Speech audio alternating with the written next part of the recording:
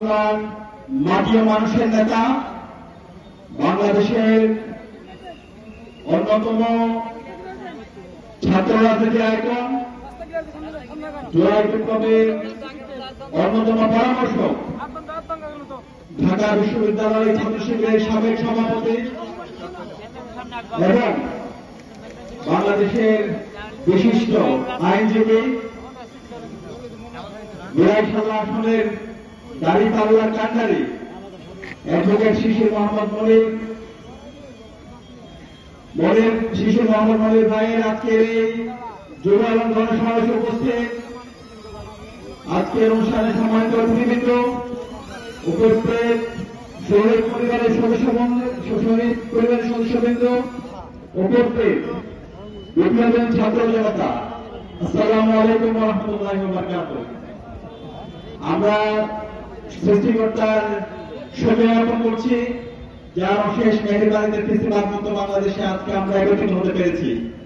আমরা শ্রদ্ধার সাথে স্মরণ করছি আজাদী আন্দোলনের সকল শহীদদের, বিশেষ করে জুলাই বিপ্লবের শহীদ আবু সাইদ, শহীদ ওয়াসিম, শহীদ আলী রায়হান, শহীদ রিয়াজুল এবং শহীদ এই অঞ্চলের ছাত্রের শহীদ রুদ্র সেন সহ সকল শহীদদের, যাদের আত্মত্যাগের মাধ্যমে আজকে আমরা নতুন বাংলাদেশ পেয়েছি।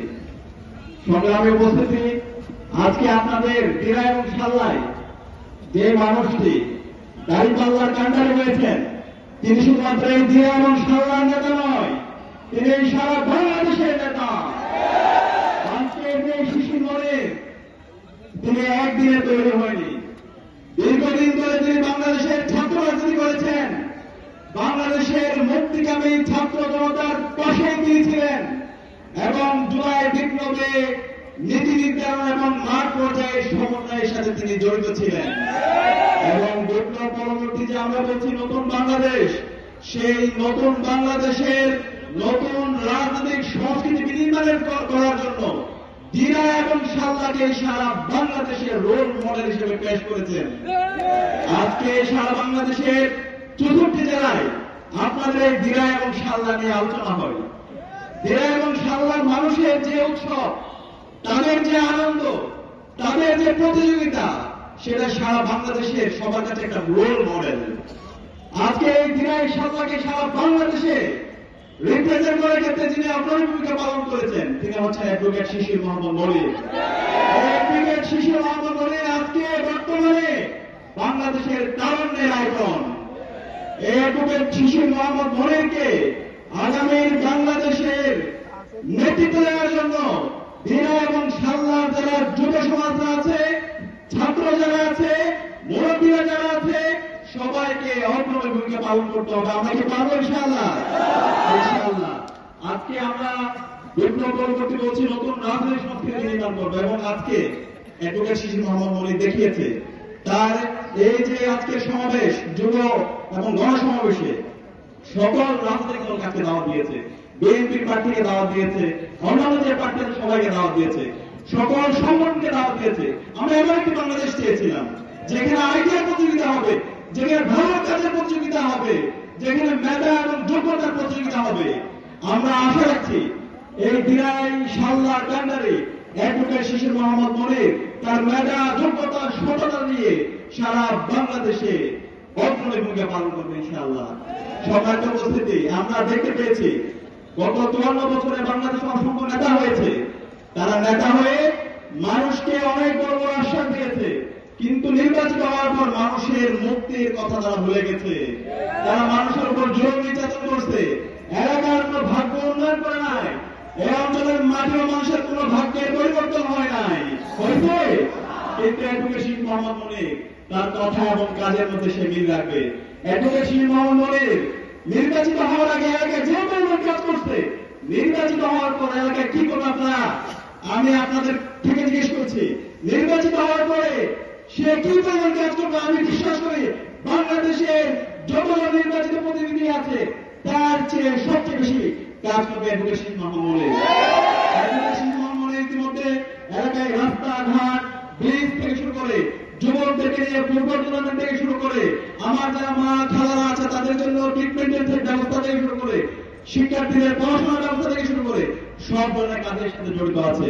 অ্যাডভোকেট শিশির মনে আপনাদের দিনে এবং সাল্লাহ এমন একটি সমাজ উপহার দিতে চাই যেখানে কোনো চাঁদাবাজি থাকবে না, যেখানে কোনো টেন্ডারবাজি থাকবে না, যেখানে কোনো সন্ত্রাস থাকবে না, যেখানে থাকবে সকল মানুষের অধিকার, একটি সুখী সমৃদ্ধ দিনে এবং সাল্লাহ বিনির্মাণ করার জন্য অ্যাডভোকেট শিশির মনির লড়াই চালিয়ে যাচ্ছে।